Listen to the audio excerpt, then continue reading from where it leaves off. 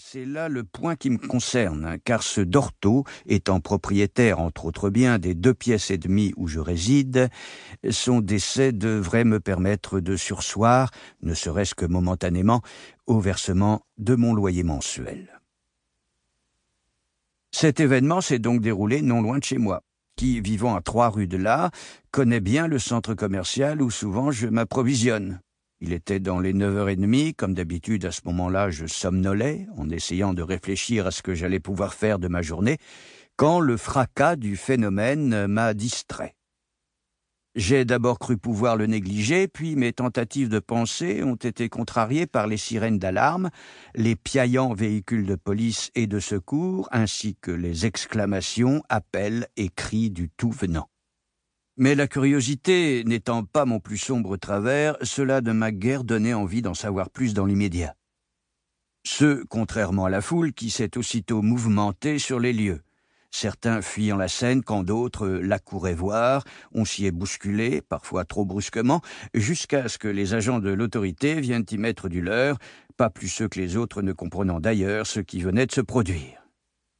Tout, au vu et au son, dénotant certes une explosion, l'idée d'une bombe et donc d'un attentat, mais aussi celle d'une fuite de gaz se sont mises à fleurir.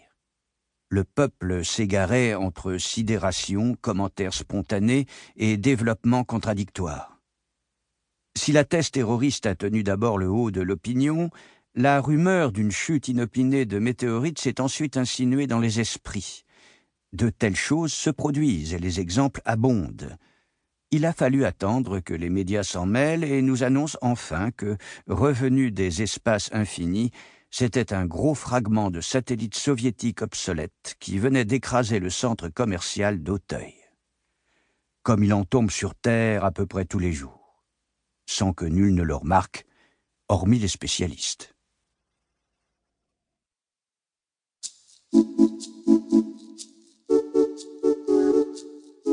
Deux.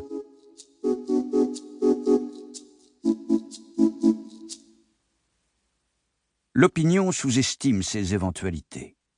On la comprend, car les débris astronautiques, outre qu'ils sont en général de petite taille, s'amenuisent encore pendant leur chute par effet de frottement, d'usure et de consomption dans les couches denses de l'atmosphère. Ordinairement, ils se dissolvent et leur format négligeable, quand il n'est pas réduit à rien, passe inaperçu. L'opinion les remarque peu. De plus, la Terre étant couverte à plus de 75% d'océans, de déserts et de chaînes montagneuses inhospitalières, le risque est faible que de tels fragments choient sur une humanité qui, de plus en plus, s'agglutine en ville. Faible, mais point nul. Il s'en est quand même trouvé quelques-uns pour s'abattre pas si loin des populations, quoique jamais, du moins veut-on nous apaiser peut-être à ce sujet, sur ces populations elles-mêmes.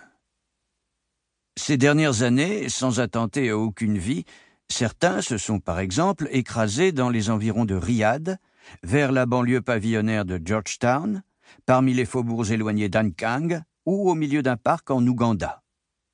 Quant à leur nature, elle est assez diverse, pouvant consister en simples sangles, menus éclats de peinture ou rivets érodés, mais aussi plus volumineuses en réservoirs d'hélium, turbopompes, tuyères ou sas d'arrimage, voire étages entiers de véhicules périmés. Si l'on peut s'étonner que ces chutes de déchets spatiaux provoquent si peu d'accidents fâcheux, on peut aussi les supposer amenés à se multiplier. Car après les quelques 5000 lancements consécutifs à celui de Sputnik 1 en 1957, ce sont à peu près 7000 tonnes de matériel qui orbitent aujourd'hui dans la voûte céleste au-dessus de nos boîtes crâniennes. Et ce, dans ces dernières, afin d'alimenter nos cerveaux en informations diverses et, naturellement, de mâcher le travail de renseignement sur nos personnes. Des 20 milliers d'objets qui se promènent ainsi, nous surplombant en orbe, on est en droit d'imaginer que les 3/4, ceux qui évoluent à moins de 1000 km d'altitude, retomberont un de ces jours n'importe où, pourquoi pas à tes pieds. Notons, avec soulagement, qu'au-delà de cette distance, l'espérance de vie du quart restant est une affaire de siècle et peut même prétendre, dans les hauteurs extrêmes, à l'éternité. Certes, il serait aisé, du moins envisageable, d'expédier vers les terres des appareils.